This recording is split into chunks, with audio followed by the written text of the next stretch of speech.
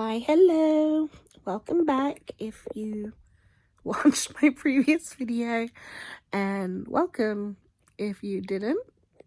I don't know, this is still so awkward for me to do, but that's reality, isn't it?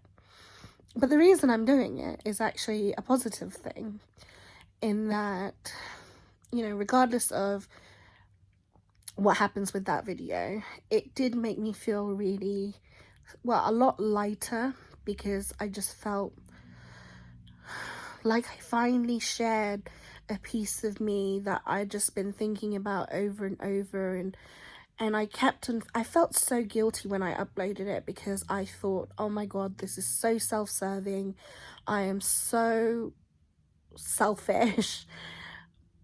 But I'm trying not to think like that, because at the end of the day, I tried so many things to try and make myself feel better, to try and mentally be in a better place, and not that much works at the moment, and I'm still exploring things. But that really did make me feel like, okay, well, I said something, and I said my piece, and whether or not anyone sees it and whether or not anyone takes anything from it, I was able to say something that has been really holding me down and making me feel really down. And it did make me feel better. It really did. And then thinking about how moving forwards, I want to talk more and I want to be more open. And so today I want to talk about a breakup that I had with my long-term partner. We recently celebrated our 8-year anniversary, which is amazing for me because I never thought anybody would want to be with me for so long. And previous relationships made me fearful that that would be the case, that nobody would want to be with me for so long. But my partner is so amazing and so kind and so gentle, and yeah. But I wanted to talk about when we broke up. So we broke up a few years ago, 2017. In total, we were, I would say, split up for about 6 months. However, the official breakup, we actually only split up for 3 months. And it was difficult because we lived together. So it was a lot of terrible, terrible things that involved me moving out, almost leaving my job, and essentially I had to restart my life. And in that restart, we found each other again, and it's beautiful, but it's also really tricky. And I found that when I was trying to get over this breakup, I didn't really find that much about what, I don't know, I found a lot about getting over a breakup and how you should move on and steps you should take, but I didn't really find things that really helped me and put things into perspective for me, because the reality is my breakup involved a lot of communication with my ex, or I can't say ex because he's my boyfriend again, but but it involved a lot of communication, and a lot of the advice was to not talk. And yes, that is great, and I think every situation is different though, and so I really struggled to find something that helped me, because long-term relationships breaking up, when mental health is involved, when certain things that can be fixed is involved, it's kind of harder to navigate, because it's not like you can just cut it off and that's it. It doesn't exist anymore. I just really quick backstories, just so that this isn't so convoluted and confusing, is my partner and I met at university. I was in my first year and he was in his second year, and when we met, when things started to we realized we were hanging out a lot more, we both, and it was purely mutual, we both said, look, we're not interested in a relationship, we just want to hang out. because we were both experiencing a lot of freedom for the first time in our lives. We were both away from everything that we knew, and so we wanted to explore ourselves. Um, take that how you want to take that, but that is the reality. We both didn't want to be tied up in a relationship, and we didn't want to have to worry about someone else. We just wanted this time being at university to be as selfish as possible. And it was great that we both could come to a mutual agreement about that, because there were no pretenses. But little did we know, or before we knew it, we had fallen in love. And we never really talked about the future. We just took things one day at a time, and then and then 8 years later, here we are. But the first night I met my partner, because he is actually, back in the day, because I'm a different person to who I was when I met him. But back in the day, he would have been someone that I really would not have been interested in. He is so practical. Oh my God. But he's so practical and so sensible. And I'm a bit more like wild and free, and just, I want to do things that make me happy and make other people happy, because I have experienced a lot of loss in my life that I just don't like to think about the future too much, because that's not guaranteed. What is guaranteed is right now. But my partner is he thinks a lot about the future. He forgets about the present a lot. And I do still have to remind him, like, look, it's great you're working hard. It's great that you're planning for the future. But if you're not happy right now, what's the point? And so I think we balance each other out in that way. And I think that is quite nice.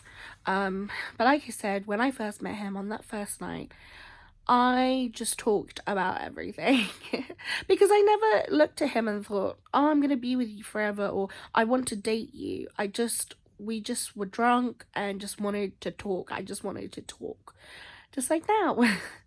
And he wanted to do the same. And we discovered that we had whilst we were very different people in the things that we like to watch, the groups that we hung out with, our interests, we had a lot of really strong similarities in things that really mattered. I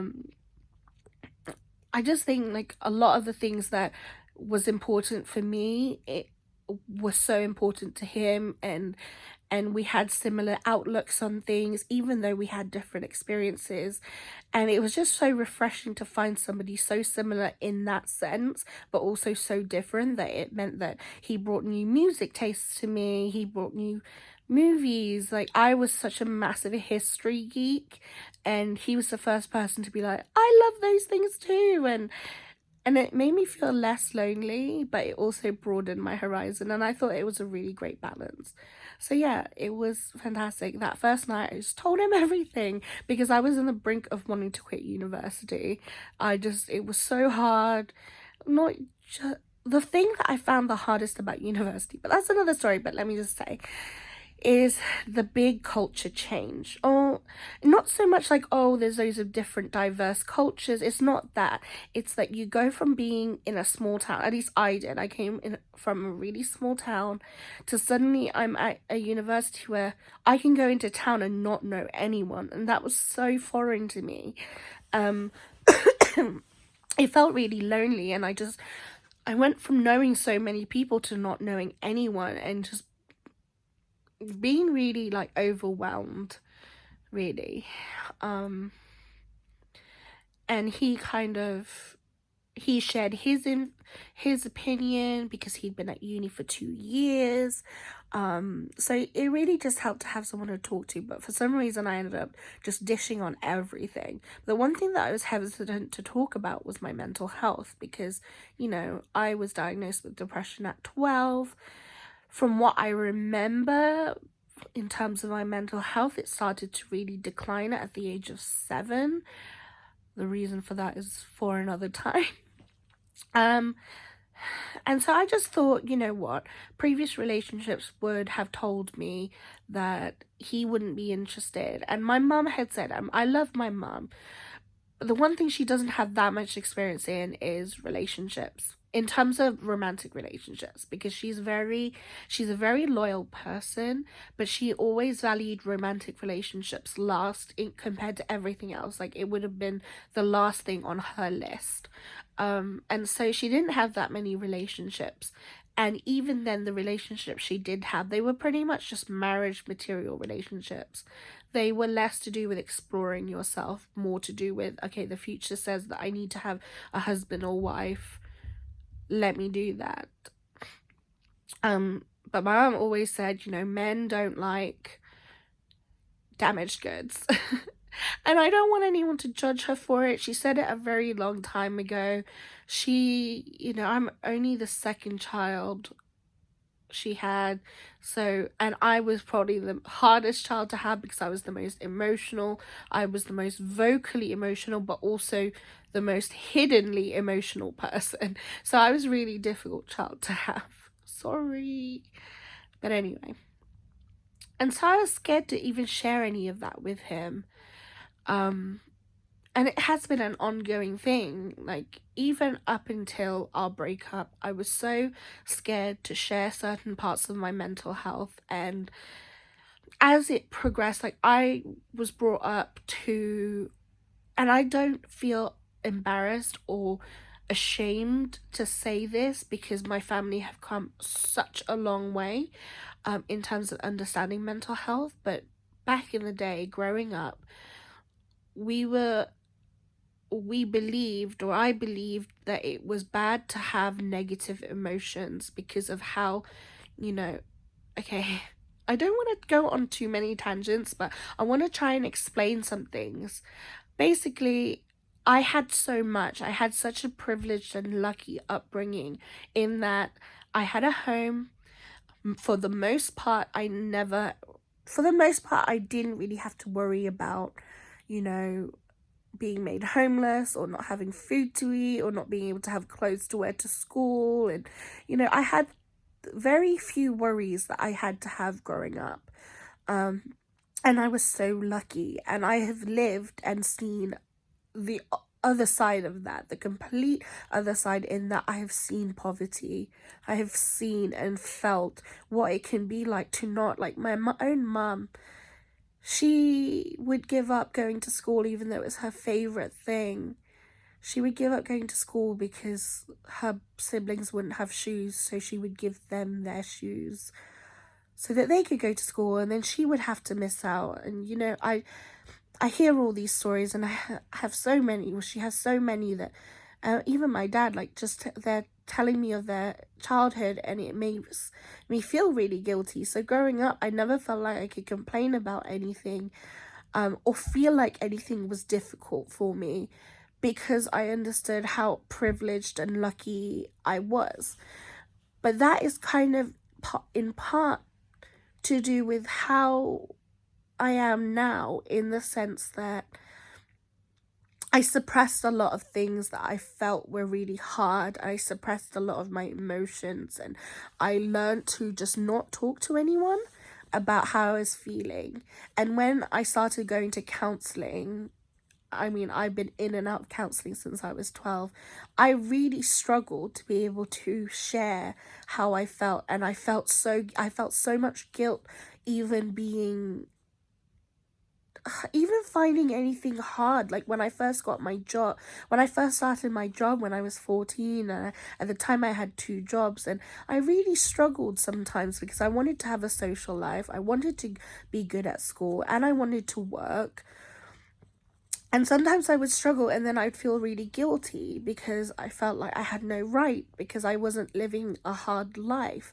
And that made me really depressed. And then it's just an ongoing thing, like not feeling like you can talk to your parents or anybody really. And I had friends who never really understood, because I was lucky that a lot of I'm lucky, I'm not, it's nothing to do with me, but a lot of my friends have really good lives.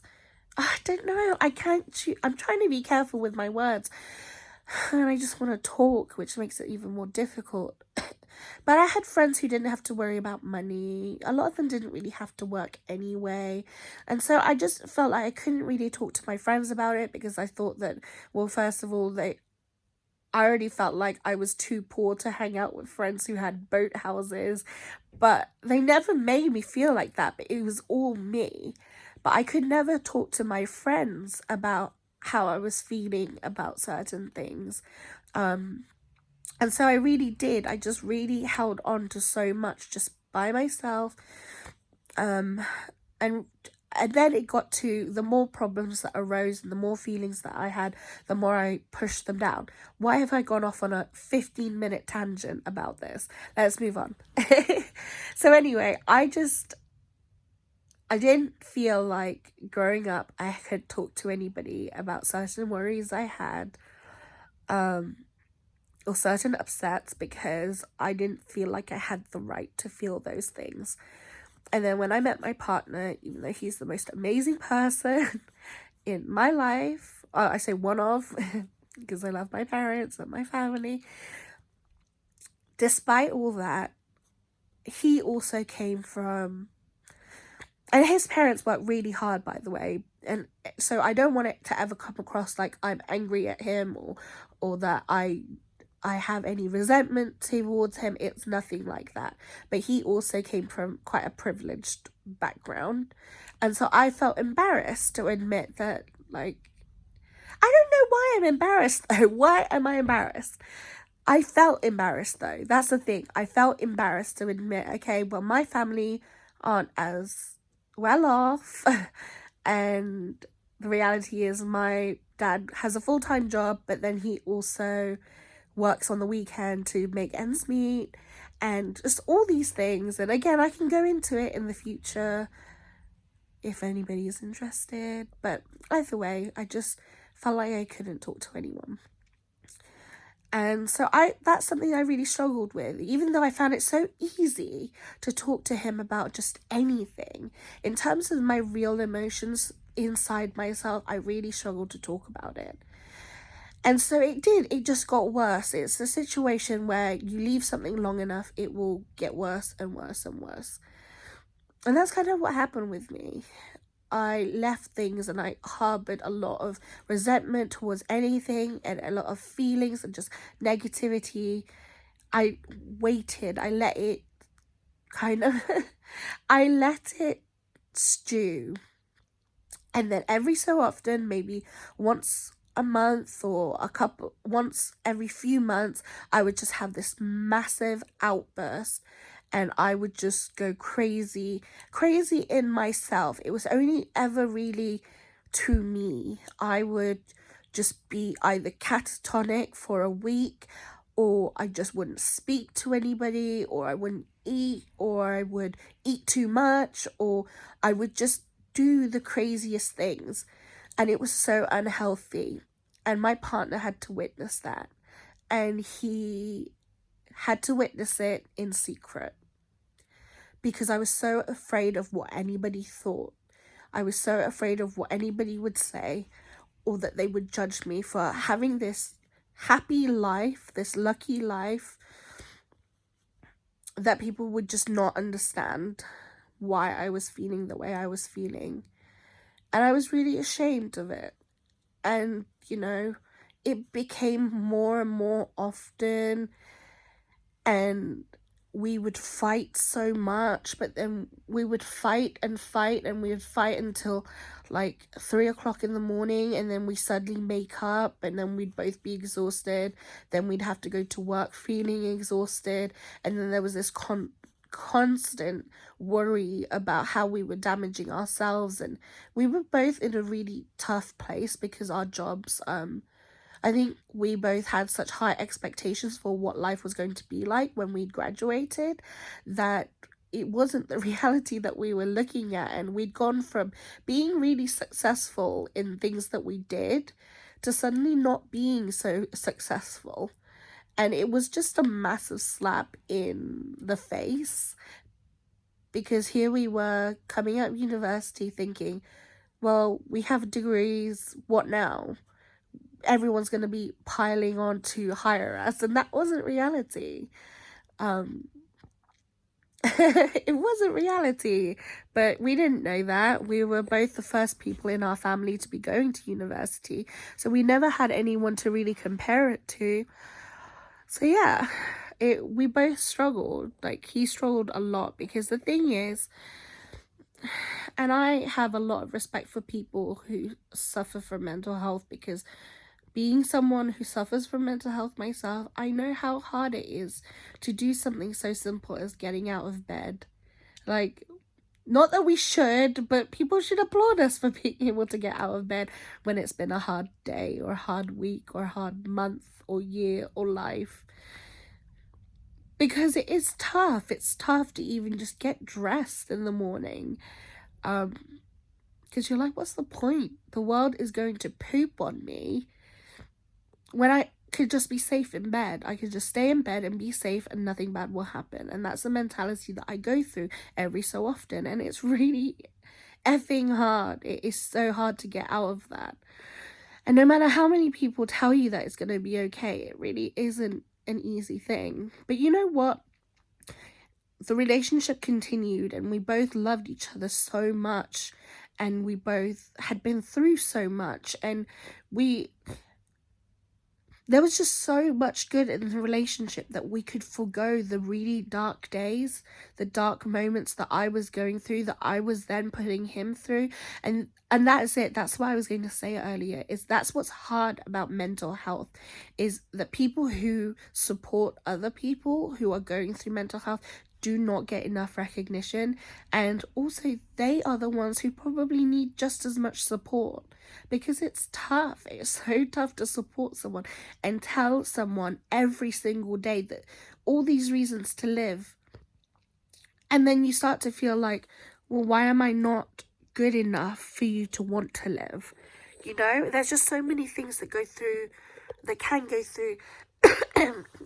go through your head and make you feel worthless. And I could see that happening to him, that he was really struggling with his own stuff, his own, obstacles in life. And yet he also had to come home to me, and I was struggling. And I will be honest, at the time, early on, I wasn't really trying to, no, I say early on, close to the breakup, I wasn't really trying anymore. I wasn't trying to help myself. I wasn't trying to be happy.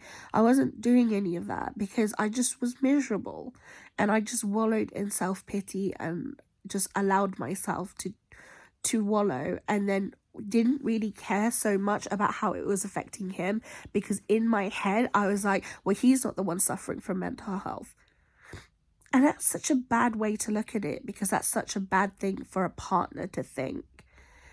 But I was in that situation where I couldn't think about anything else other than how unhappy I was, how much I just didn't want to exist anymore. And it's horrible. So one day something changed, basically. I woke up in the morning and I was going to work, and I can't remember. I don't think he was working this day, because at the time he was working shift work. So it meant that he could work at any day, Monday to Sunday. And sometimes he would have days off in the week. And I think this day he wasn't working. And for some reason, I had developed this worry where I didn't like him being at home without me. And I don't know why. I can't think back to it right now and think this is the reason why. But anyway, I woke up in the morning, I gave him a kiss, and he said to me, "Do you love me?"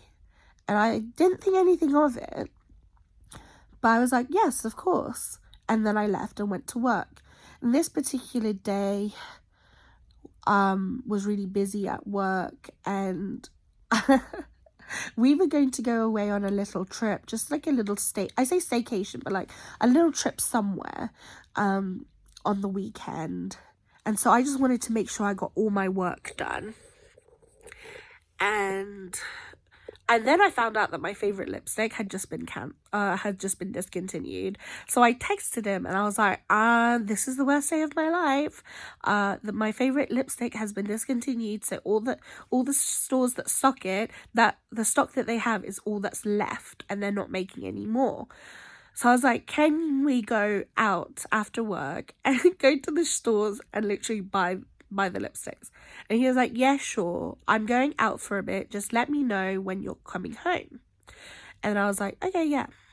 Anyways, I ended up staying really late at work. In fact, myself and another colleague ended up being the last people at work, because we had loads to do. I wanted to make sure everything got finished before the weekend, and I was off the next day anyway because I wanted to prepare for our weekend trip.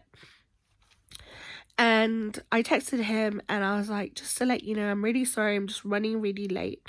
I'm gonna be at work quite late, so don't worry about waiting for me. I'll just see you when I get home. And he just replied saying, well, text me when you're on your way home so that I can at least be home for when you do. And again, I never really thought anything of it, so I just said, yeah, sure, let's blah. I came home and all the lights were off, so I thought, oh, okay, well, I know he's been out with friends, so maybe he's still out. So I went upstairs to our bedroom and I went to shower, and then suddenly, like literally not hearing any noise, he comes up into the bedroom. So he must have come home really right after I did. And he just looked at me, he was like, I can't do this anymore. And I was like, what do you mean? And he was like, I can't be with you anymore. This isn't healthy anymore. We can't be in this relationship anymore. I want to break up. And my whole life just changed in that moment. And you know, normally when I've imagined relationships before, and I've been in relationships before where they've ended and you've begged and you've pleaded and you've done everything you can, but in that moment I really couldn't muster anything. I just looked to him and thought, what? Like, what are you saying? And it was really quite a traumatic experience, but it wasn't like anything happened that was different. It was just like everything went really quiet and I couldn't breathe. And then he said he was moving out and moving back to his parents. He owns the house we live in, so he said, you know, you can move out when you're ready, take your time to find somewhere else, and then I'll move back in, but for now I'm moving out. So he packed his stuff, he just left. And I literally, for some reason, it was so lucky. Like I said, I was off the next day. And my sister was out in central London and she was out with friends. And so I just texted her and I was like, just to let you know, Scott and I've split up and he has moved out. And she literally came home. She came back to us. That's like, as soon as she saw the text. So I was really lucky that I had somebody straight after. And yeah, so anyway, the next day, well, basically, obviously, I was complete wreck that day and night. I was just a mess, is the only way I can describe it. And I really thought that I was gonna die. I really thought that that was it, that there was no reason for anything, and I just didn't want to exist anymore. And so obviously, I feel like I need to say, obviously, after a really painful, difficult thing, you just want to cry and you want to let out that pain. But the next day, I thought to myself, I can sink or I can swim. What should I do? Do I give up now? Or do I keep fighting? And I'm not saying fighting for the relationship, because that wasn't it at all. It was just, do I continue to try and find my purpose, or shall I just give it up now? And I called the doctors and I said, I need your help. I need help. I need something. And sorry, I'm really uncomfortable. So anyway, yeah, this is great. It's fine. So I called the doctors and I said I needed help, and I had an appointment straight away, which was so lucky. Big up NHS.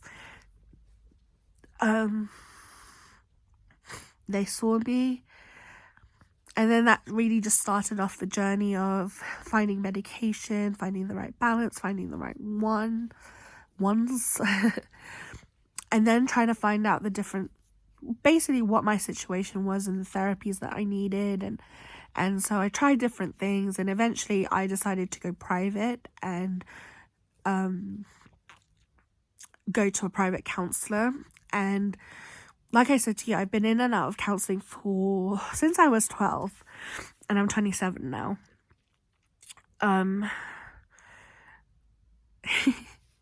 Sorry, why am I...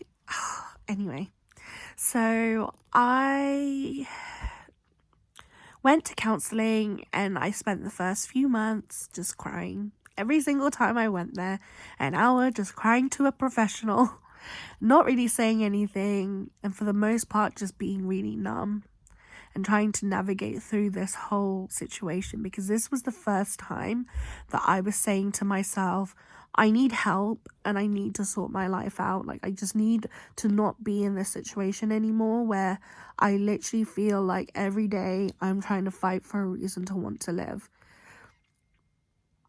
Anyway,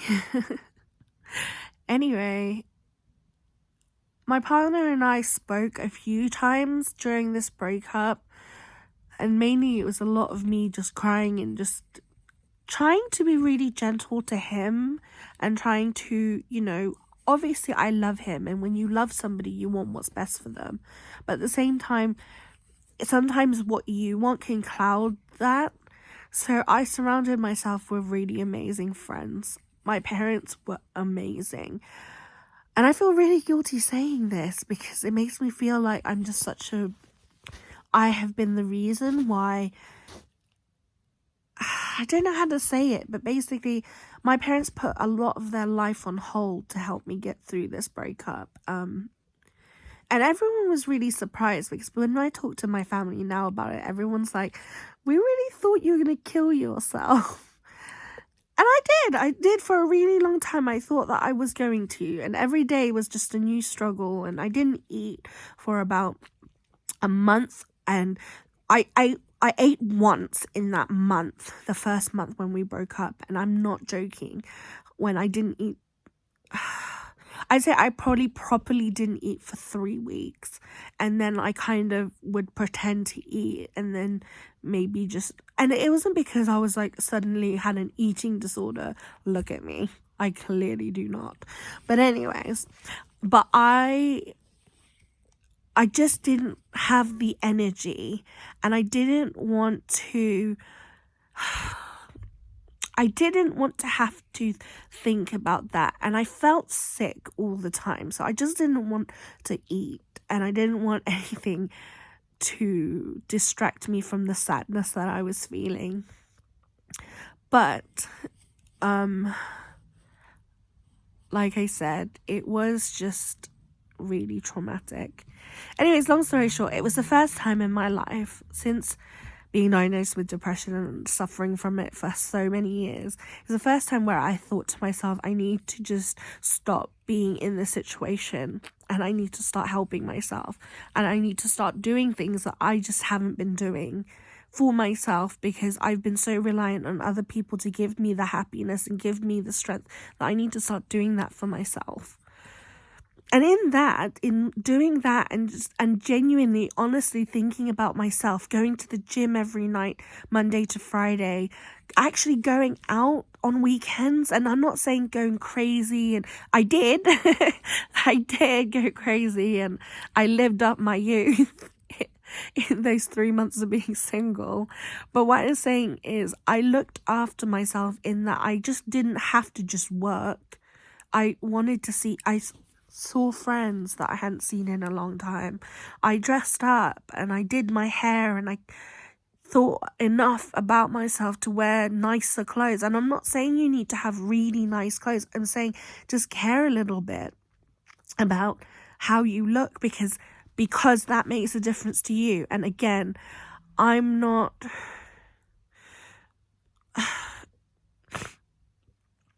saying that everything needs to be shallow and beautiful, because beauty is in the eye of the beholder, not to sound so cheesy. But in just thinking about myself, I suddenly felt differently. I suddenly stopped constantly asking for validation and wanting a reason to live, and I just stopped searching for a reason to live and instead just living. And in doing that and actually thinking about myself enough to care about my mental health and going to counseling and actually telling myself off if I'm allowing myself to wallow too much, because don't get me wrong, sometimes you need those times to just wallow. Sometimes you just need that, but too much of it is not good. And yeah, I started to heal and fix myself, and my partner did the same thing, and he had time to just think about himself and be selfish for a little bit, because I think sometimes some of us forget how to be selfish, and again, that is just more about thinking about yourself. I think parents, I'm not a parent, I'm not even close to being a parent. I have 2 rabbits, they're my kids. But when you're a parent, I reckon you do forget to think about yourself, because then you have people that you should be thinking about first. But then how can you help yourself how can you help anybody when you can't even help yourself, you know? So yeah, I really did do a lot of reflecting, and so did my partner, and like I said, we found ourselves back together. And actually, we, even though the breakup was really tough, and what did it consist of in this time frame, which is between 3 to 6 months, by the way. I found an apartment because basically I had quite a lot of options, and I was really lucky. At the time, I still really enjoyed my job and I really loved it, and I had amazing supportive manager and an amazing supportive friends, and I still had my ultimate goal of basically, I want to buy my dad's house one day. I want it to stay in the family because it means a lot. But it's just another story for another time, if you have the time. But that is my goal, is to buy my dad's house. And I just knew that if I moved back home, back to our small town, I just would never be able to, at least in the near future, be able to save up enough to buy his house. And I just thought, I don't want my dad to lose that house. Not that he's going to lose his house, but what I'm saying is the house is too big for who's living there. There's not many people in there. There's 3 of them, my sister and my parents, and it's just a lot for them. And my parents are getting older, it's getting harder for them to maintain, so they want to eventually downgrade, but I really want to buy the house first, and that's my ultimate goal. Anyway, I knew that I couldn't really move back home to do that. Well, I say back home, just move back to my hometown and do that. And to be honest with you, and I feel so guilty saying this, but I just really didn't want to lose complete hope in our relationship. And if I moved back home, I just knew that would just never happen. Like, we would just never be able to ever be back together. So then that left me to, where should I move to? I mean, London is so expensive. Just like, there's loads of things I had to consider, and I had to think about a lot of things. And you have to remember that I went from being a daddy's girl and having daddy do everything for me, including thinking, to suddenly my partner having to do that. And, you know, like I said, my dad handed me over to my partner and he had to suddenly do all of that. And then suddenly it was just me, and I just had to do everything on my own, and I never done that. And guiltily, I had to admit that something that I had always been sad about, but had never outly vocally said, was that I would never experience what it'd feel like to live in a flat. Oh my God, that is such first world problems. I really know that. But I never lived in a flat, and I really wanted to try and experience it for myself. And also, I'd never lived on my own. So this was an opportunity for me to really live on my own, and I looked at so many apartments, and oh my God, there are some really terrible ones. I don't know how these people are getting away with being able to sell or advertise these places as apartments, because they really aren't, and some of them are in terrible conditions.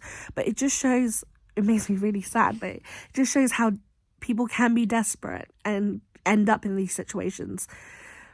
I mean, I had such issues. Like, I got conned out of so much money. But anyway, yeah, that's another story. But renting in London's hard. And eventually, I had 2 apartments that I was thinking about. One was a 1-bedroom apartment with a living room. It was on the 3rd floor. It was nice, but it was very basic. And it had just been renovated, and there was no furniture. You'd have to do everything yourself. When I say renovated, it had been cleaned and then repainted, and new carpets were put in. And there were no lifts or anything. It was on the 3rd floor, but there was no lift. Or there was a studio apartment which had all the furniture. It was totally like super deluxe. It was just gorgeous. But I remember looking at it and thinking and telling my dad, essentially, like, it is beautiful, but I would feel like I was just in a hotel room every night. And so if I really wanted to give myself this opportunity to actually try and thrive rather than just live, I needed to go somewhere where it felt like home rather than a hotel room. Because even though it was beautiful, it was all brand new, everything was, like I said, super deluxe, and I just thought, a hotel room, lush. I mean, it's a studio, so it had, you know, a really nice bathroom, really, really beautiful kitchenette. It was just, everything was beautiful about it, but it was temporary. Anyway, whereas the other flat, which was a lot more basic, it felt like home. So I had to furnish it. There was just so much adult things that I had to do, so many adult things I had to do, that I had other people doing that for me. I had my car that, you know, my partner would sort out for me, like, if I had a flat tire, if there was anything wrong, he did all of that. Bills, like, in terms of, like, worrying about where the bills were, he did all of that for me. And suddenly I was just doing it all myself. And I know that a lot of adults do it themselves, but I hadn't experienced that before, and it was a massive shock. But you know, something weird that I found was that I loved it. I loved the independence, and I loved feeling like I was actually in charge of my own life. And I was just me. I was able to just be me.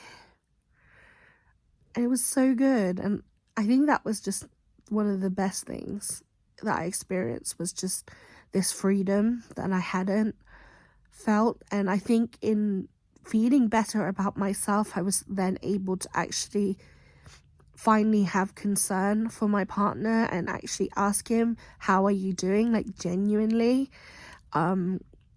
And we were able to have conversations that we weren't able to before, because I was so emotional all the time and so fragile, and he would have to walk on tiptoes around me. But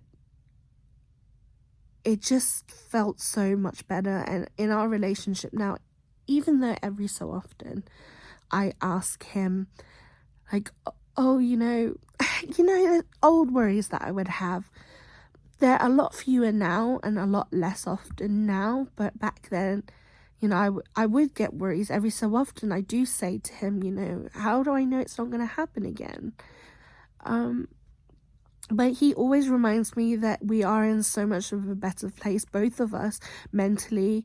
And whilst things are still really tough for me, I am still proactively looking for some kind of sunshine, and I'm still proactively looking at ways that I can better my life so that I can help actually make other people's lives better, which is what I've always wanted.